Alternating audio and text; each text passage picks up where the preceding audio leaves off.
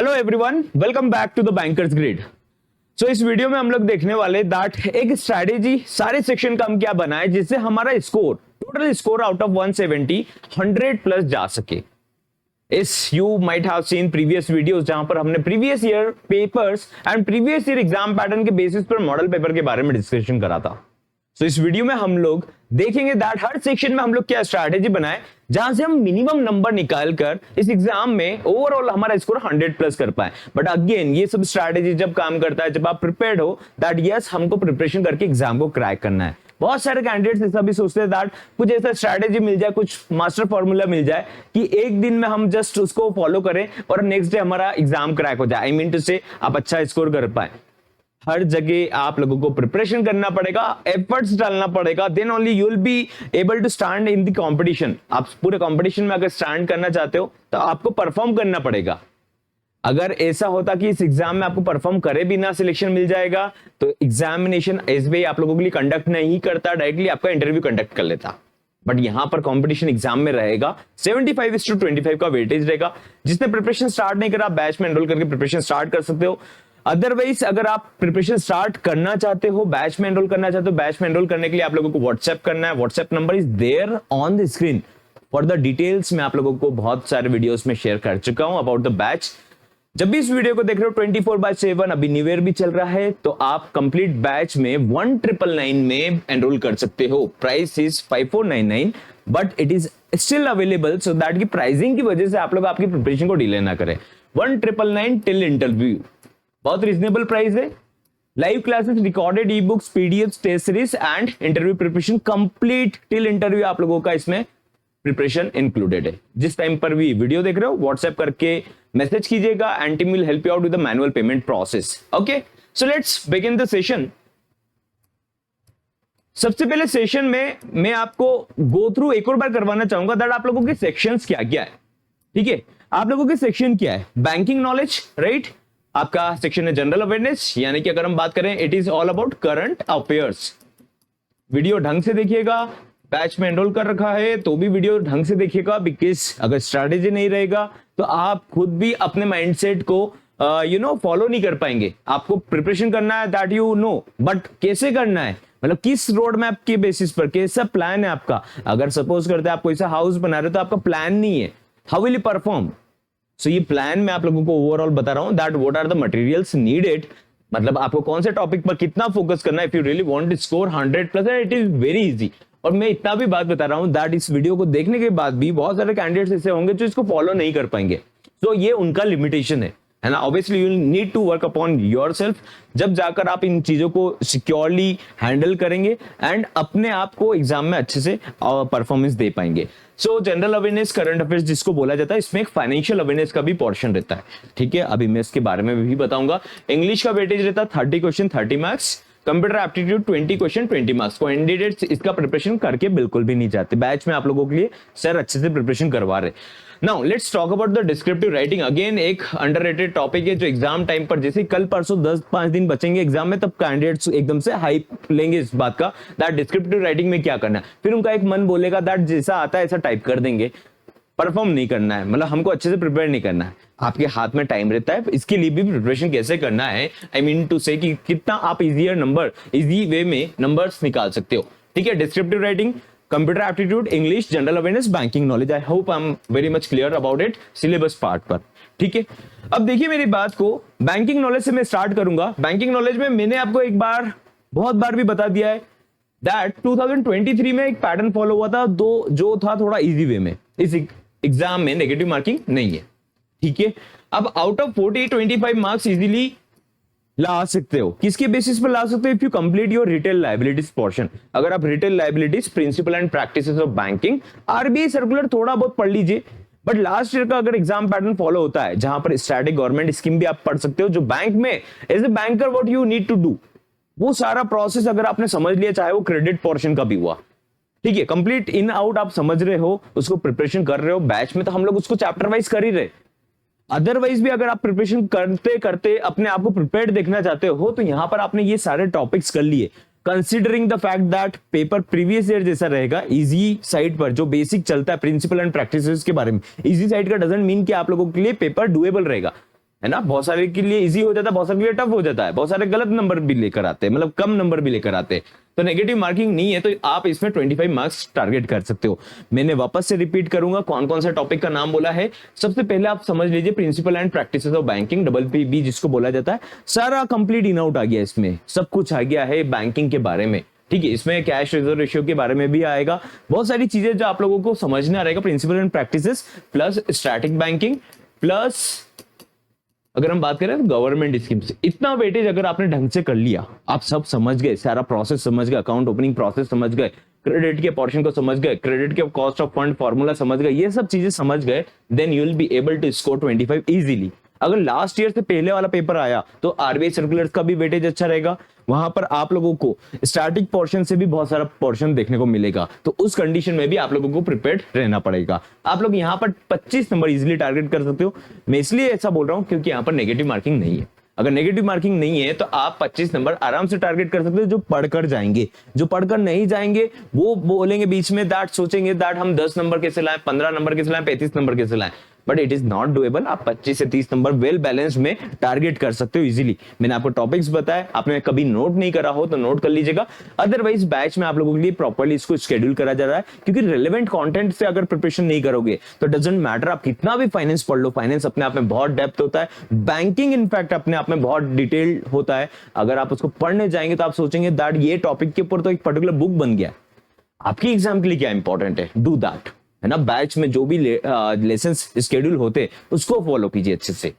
General awareness में क्या होता है, आपका बैंकिंग इकोनॉमिक्स से रिलेटेड जो न्यूज चलता है ना, उससे रिलेटेड यहां पर आउट ऑफ 30 10 नंबर का 10 मार्क्स का वेटेज रहता है। इसमें आरबीआई सर्कुलर पूछ रहे हैं, लास्ट ईयर इसमें आरबीआई सर्कुलर पूछा था, लास्ट टू लास्ट ईयर इसके अंदर आरबीआई सर्कुलर पूछा था। इट डिपेंड्स, अगर मास्टर सर्कुलर में कुछ चेंजेस हुआ है तो वो सर्कुलर आप लोगों को उस टाइम पर किसी भी पोर्शन में पूछा जा सकता है, B it general awareness, B it banking knowledge. अगर सपोज करते एटीएम का सर्कुलर चेंज हुआ है, उसमें कुछ नॉर्मल पॉइंट्स ऐड कर रहा है मास्टर सर्कुलर में, तो obviously it can be asked in your banking knowledge as well. Bank का नॉलेज आपको कितना है, are you aware of the syllabus, are you aware of the circular और नॉट, ठीक है।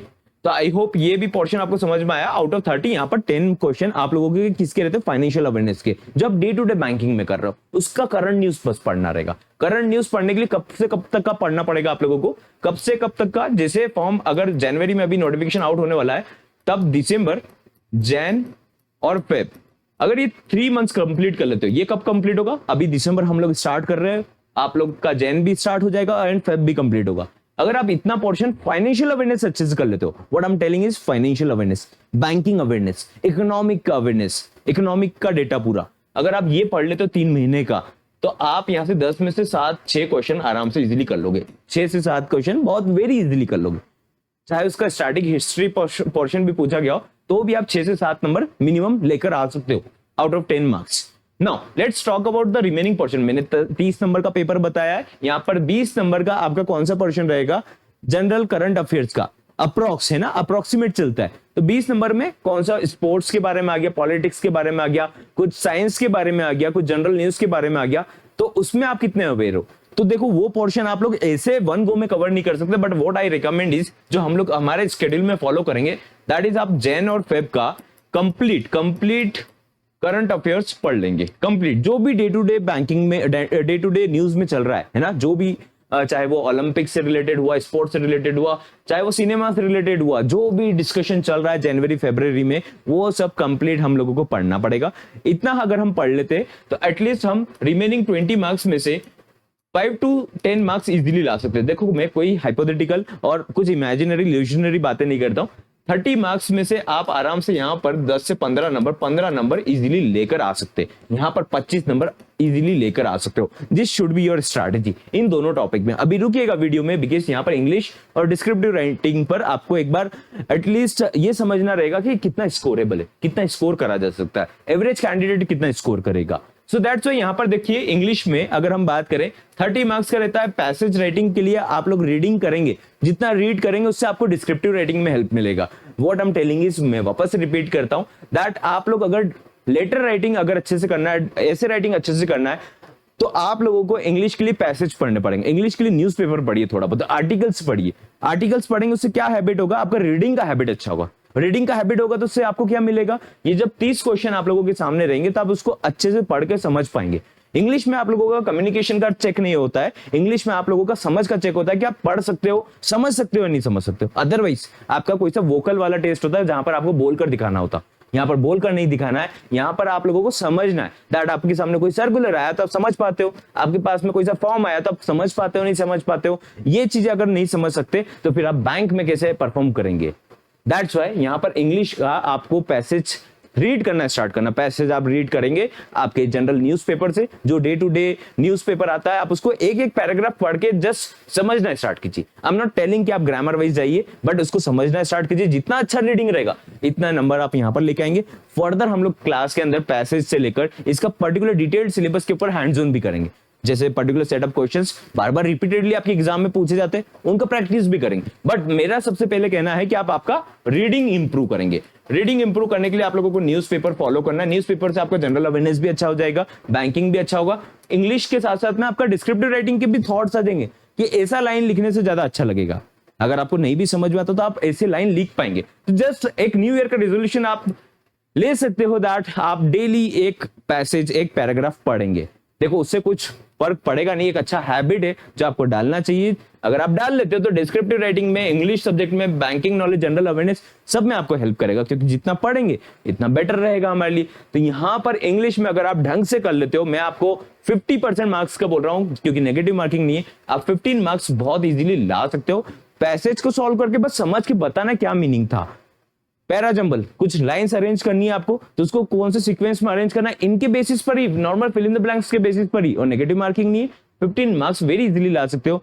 मैं इसलिए बोल रहा हूँ 15 मार्क्स का क्योंकि मैं ऐसी बात नहीं कर सकता ना कि आप 5 नंबर लाओगे, 0 नंबर लाओगे, या ऐसा भी नहीं बोल सकता कि आप 25 नंबर लाओगे। मैंने आपको वेल बैलेंस्ड एक मार्क का टारगेट बताया कि 15 नंबर टारगेट कीजिए। 15 नंबर अगर आप यहाँ पर टारगेट कर रहे हो, 15 नंबर अगर आप जनरल अवेयरनेस में टारगेट कर रहे हो, 15 नंबर 25 नंबर अगर आप यहां पर टारगेट कर रहे हो, तो ये टोटल आपका अप्रॉक्स 55 मार्क्स का हो जाता है। आप खुद काउंट करके देखिए, आप खुद एक नोटपैड में सबसे पहले सिलेबस को लिखिएगा एक बार टेबल बनाकर। कंप्यूटर एप्टीट्यूड की बात करूं मैं, अगर कंप्यूटर एप्टीट्यूड में 20 क्वेश्चंस आते हैं तो मशीन इनपुट आउटपुट को करना स्टार्ट कर दीजिए। मशीन इनपुट आउटपुट आपको आरआरबी में भी हेल्प करेगा। अगर मशीन इनपुट आउटपुट आप रीजनिंग वाला टॉपिक नहीं कंप्लीट कर रहे हो ढंग से, तो आपको वहां पर टाइम लगेगा एग्जाम में। फिर क्या होता है, एग्जाम में 20 मिनट का जैसे टाइमर चालू होता है तो कैंडिडेट्स क्या करते हैं, जो आता है वो कर दो, होता कुछ नहीं, तुक्का मार दो। क्वेश्चन देखने में 20 मिनट निकल जाते हैं, आपको पता है ये बात। तो इसलिए आप लोग कम से कम यहां पर स्कोर कीजिए, क्योंकि एवरेज कैंडिडेट का थिंकिंग यहीं पे स्टॉप हो जाएगा कि हमको नहीं करना और आपको यहां पर परफॉर्म करना है। यहां से अगर आप मशीन इनपुट आउटपुट कर लेते हो, कोडेड के 2-3 टॉपिक और कर लेते हो, 2-3 टॉपिक क्यों नहीं कर सकते, आप अपने आप से पूछिएगा आपको क्यों नहीं करना, टॉपिक क्यों नहीं करना। अगर टॉपिक नहीं करेंगे तो क्यों 10-15 नंबर हम क्यों लीड नहीं ले दूसरे कैंडिडेट से, यहीं पर हमारे पास मौका रहेगा। ये बात हर कोई नहीं समझ पाएगा, जो समझेंगे और अप्लाई करेंगे तो डेफिनेटली आप लोग रिजल्ट देखेंगे आपका कि आपका रिजल्ट क्यों अच्छा आ रहा है। तो मशीन इनपुट आउटपुट में क्या टॉपिक लिख रहा हूं, machine input output, coded inequality, coded direction, ये 4 टॉपिक कर लीजिए और ब्लड रिलेशन, बस ये 4 टॉपिक कर लीजिए। कितना टाइम लगता है, 10-15 दिन में आप इसको कवर कर सकते हो। कुछ हेवी टॉपिक्स नहीं है, लेकिन दिमाग तो लगाना पड़ेगा, क्वेश्चन लगाना पड़ेगा, क्लास में आना पड़ेगा, वेराइटी सॉल्व करनी पड़ेगी, मॉक पेपर लगाना पड़ेगा, then only you will be able to understand कि यस ये टॉपिक हमारे अब दिमाग में जा चुका है। अब हमको कोई क्वेश्चन देगा तो will be able to solve it, otherwise हम लोग भागेंगे कि यार ये कर लेंगे, कल करेंगे, बाद में करेंगे।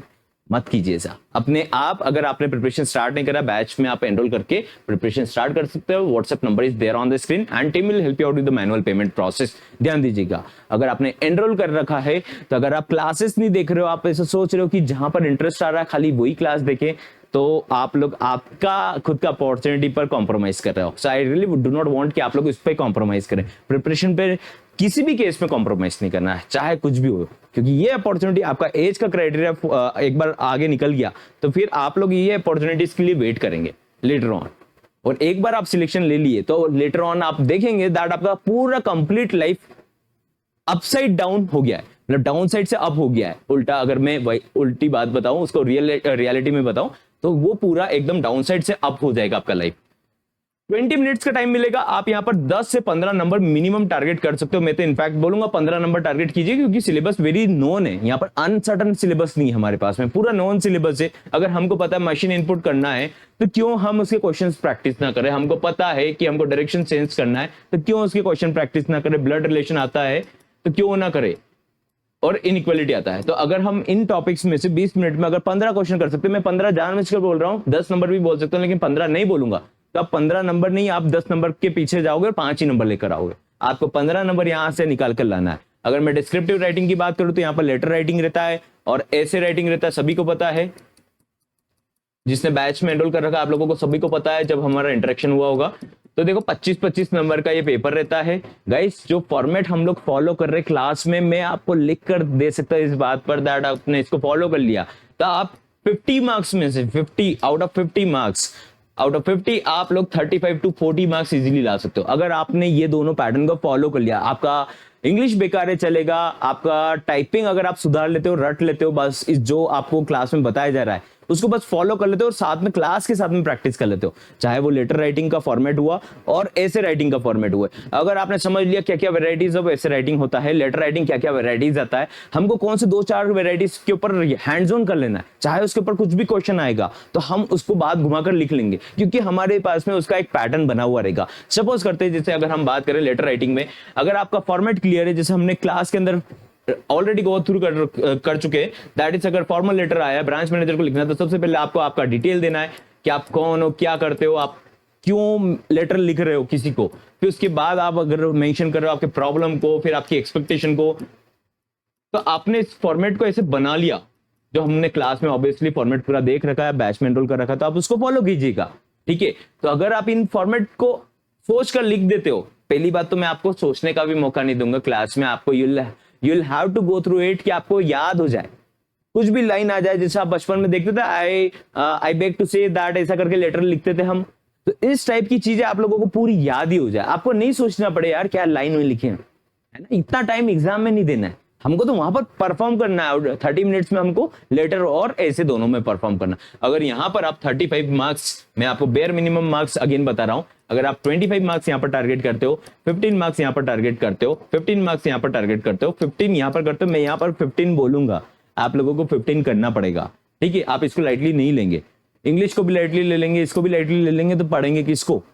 ठीक है, जनरल अवेयरनेस भी एक इंपॉर्टेंट पोर्शन रहेगा, इंटरव्यू में बहुत हेल्प करेगा। पहले ही क्वेश्चन यही पूछा जाएगा कि क्या पढ़ते हो, न्यूज़पेपर पढ़ते हो। ठीक है, डिस्क्रिप्टिव ये बैंकिंग नॉलेज वहां पर काम आएगा आपको पूरा, डिस्क्रिप्टिव राइटिंग, लेटर राइटिंग, ये सब चीजें आप ड्राफ्टिंग करोगे जब काम आएगा बैंक में, छोटी मोटी चीजें।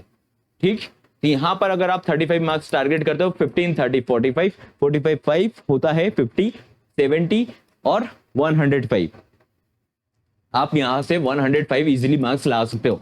आप खुद देखिए एक बार, 170 मार्क्स में से कैंडिडेट्स ऐसा क्यों होता है कि सर मेरे को 80 नंबर आ रहे, सर मेरे को 70 नंबर आ रहे, क्यों होता है 60 नंबर आ रहे, 50 आ रहे, क्योंकि डिस्क्रिप्टिव राइटिंग पर कमांड नहीं करा, क्योंकि कंप्यूटर एप्टीट्यूड पे कमांड नहीं करा। जब टाइम अवेलेबल रहता है, जब पढ़ाई नहीं करी, तो फिर प्रॉब्लम आने ही आना है। अगर आप पढ़ाई कर रहे हो तो उसी के लिए ये वीडियो है, दैट आपको ये फॉलो करना है, उसके बाद आप लोग 100+ स्कोर इजीली कर सकते हो। एंड ट्रस्ट में आपको रेलेवेंट कंटेंट के साथ में पूरे यूट्यूब, इनफैक्ट मैं आपको बोल सकता हूं दैट आप कभी उनका डमी पेपर भी देखेंगे, एसबीआई जब अपना प्री एग्जामिनेशन ट्रेनिंग लेता है उसके बेसिस पर भी जाएंगे तो भी आपको इतना गारंटीड वे में कोई नहीं बताएगा। पैटर्न अगर चेंज भी होता है तो भी हम लोग उसके लिए कुछ क्रैक निकालकर अच्छे से प्रिपरेशन करके एग्जाम को क्रैक करेंगे। अगर इसी मोटो के साथ आप प्रिपरेशन करना चाहते हो तो आप अगर चैनल को सब्सक्राइब नहीं कर रखा है तो चैनल को सब्सक्राइब कीजिएगा, सो दैट कि आपको फर्दर इंफॉर्मेशन मिलता रहे टाइम पर। ऑलराइट, जिसने बैच में एनरोल नहीं कर रहा आप बैच में एनरोल कर सकते हो, प्रिपरेशन स्टार्ट नहीं करा प्रिपरेशन स्टार्ट कीजिए। प्रिपरेशन इज दी ओनली की। मैं आपको यही बात बताना चाहता हूं कि प्रिपरेशन कैसे करना है ये मैंने बता दिया पहले वीडियो में, क्या करना है उसके बारे में अभी बताया, और अभी मैं वापस आपको रिपीट कर कर बोलना चाहता हूं दैट अगर आप अभी तक वीडियो में बने हुए हो, प्रिपरेशन नहीं कर पाते हो तो डे टू डे प्रिपरेशन को फॉलो करो, हर दिन प्रिपरेशन पर ध्यान रखो। कैसे ध्यान रखना है, 1-1 घंटा प्रिपरेशन करो, 2-2 घंटा प्रिपरेशन करो, जब जाकर आप परफॉर्म करेंगे। आप क्या सोच रहे हो कि एक दिन हमारी नींद खुलेगी, हम एक साथ पूरा कंप्लीट पढ़ जाएंगे। जब आप देखोगे कि आपसे भी कोई ऐसे कैंडिडेट्स होंगे जो आपसे पढ़ते कम होंगे पहले भी लेकिन वो कंसिस्टेंट है तो आपसे अच्छा परफॉर्म कर रहे हैं, फिर आपको लगेगा कि मैं तो उससे टैलेंटेड हूं बट स्टिल उनका सिलेक्शन हो गया। क्यों होता है ऐसा? क्योंकि उन्होंने कंसिस्टेंसी रखा है। नो मैटर व्हाट आपका कितना भी नॉलेज रहा हो, अगर आप प्रिपरेशन नहीं करोगे तो आप एग्जाम में आउटपुट नहीं देंगे। एग्जाम में आउटपुट देंगे तो उसके स्कोर के बेसिस पर आपका सिलेक्शन होता है। Okay, thank you everyone.